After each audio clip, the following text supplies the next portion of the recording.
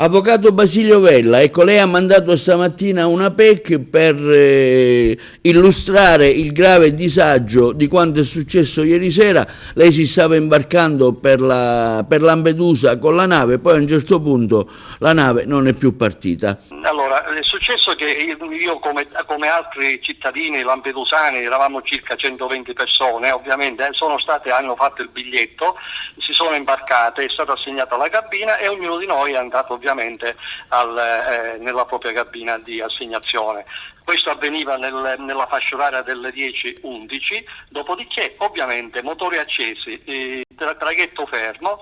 Alle 1:45 viene data una comunicazione tramite microfono che la nave non poteva più partire e quindi si invitavano i passeggeri, ovviamente chi aveva intenzione di scendere poteva scendere e gli altri potevano restare nelle proprie cabine per grazia ricevuta della Siremar, se non che io, essendo da Agrigento, ovviamente ritorno a casa. Stamattina ovviamente vado al porto per vedere la situazione che si era venuta a creare, se non che a oggi non si sa se il traghetto parte.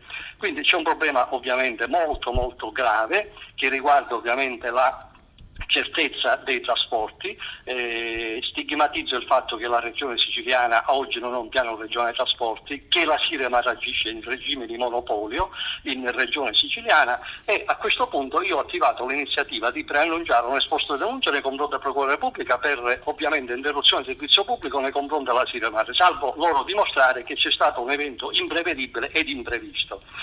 E ho invitato il sindaco a che oggi il traghetto parta, perché ci sono molte persone che sono rimaste lì ad aspettare al porto di Porto Empedocle, e soprattutto che il sindaco di Porto Empedocle faccia un'iniziativa con cui convochi in una conferenza di servizi il presidente della regione siciliana, il prefetto, l'assessorato regionale e la Siremar, perché si deve mettere un punto su questa situazione del disagio. Non si può parlare di turismo se prima non si definisce e si risolve in maniera certa la problematica dei trasporti. Immaginarsi i turisti, se un turista viene ad Agrigento, viene a Porto Empedocle, prende il traghetto e si trova in questa sorpresa, neanche dei paesi di peggiore abbandono. Quindi questo è un tema che francamente io personalmente non intendo certamente fare passare inosservato, ma farò tutto il possibile perché si smuovono un po' le acque.